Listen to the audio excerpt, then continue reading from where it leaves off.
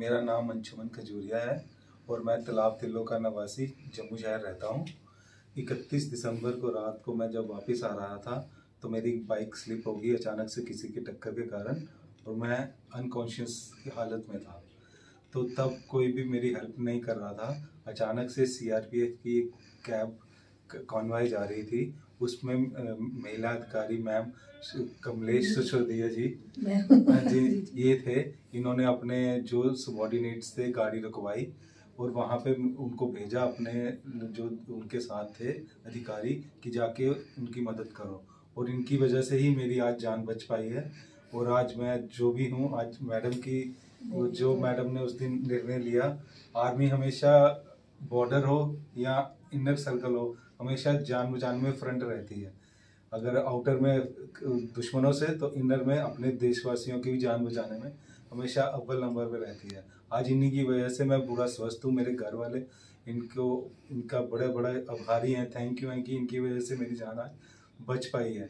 और मैं ये बोलूँगा कि जैसे मैम ने किया वैसे ही सबको कभी भी कोई इंजर्ड या कोई भी आपको मिले तो प्लीज़ उनकी हेल्प कीजिए और जल्दी से जल्दी उनका हॉस्पिटल पहुँचा के और उनकी जान बचाइए। Thank you CRPF. जय हिंद, जय भारत।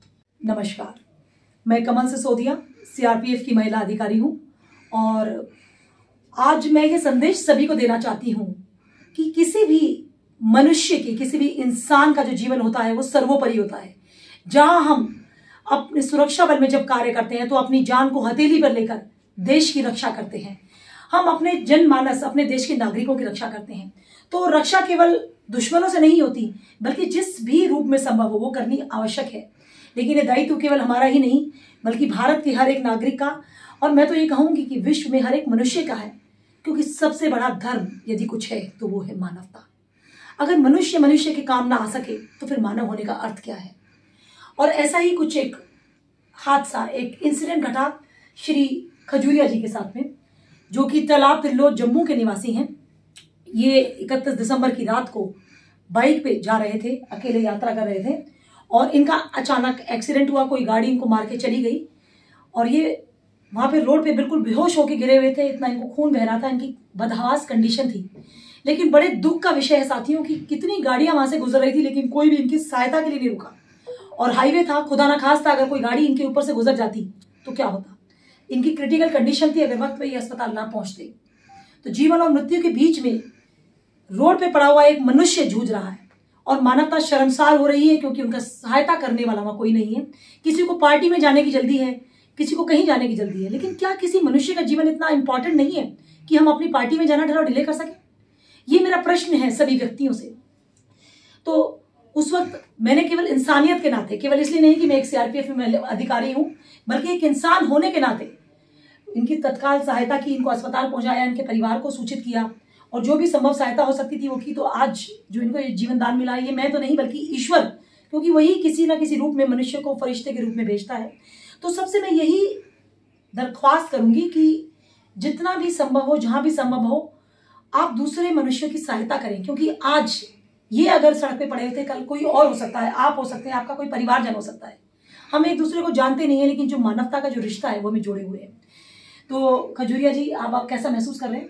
मैं बहुत लकी हूँ कि आपने उस दिन मेरी जान बचाई, वरना आज मैं इस समय यहाँ नहीं होता, कहीं और ही होता। अगर आप मेरे लिए साक्षात भगवान का रूप है, क्योंकि आपकी वजह से मैं बच पाया हूँ और मेरे घर वाले आपका तहे दिल से अपना अभिमान।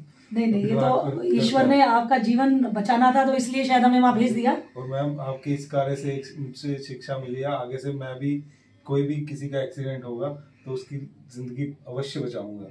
चाहे पहले मैं चला जाता था पर मैं स्पेशल अपनी गाड़ी या बाइक रोक के उसको हेल्प अपनी पक्का करूंगा।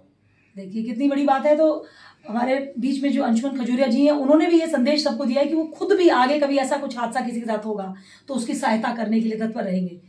तो हमारी ईश्वर से यही प्रार्थना है कि आप स्वस्थ हो जाएं जल्दी और आपका जो परिवार है, आपकी जो बच्चे हैं, शायद एक छोटा बच्चा भी आपका, आपकी पत्नी है घर में? हाँ जी, एक वाइफ है और बच्चा 1.5 साल का, छोटा 1.5 साल का इनका बच्चा है।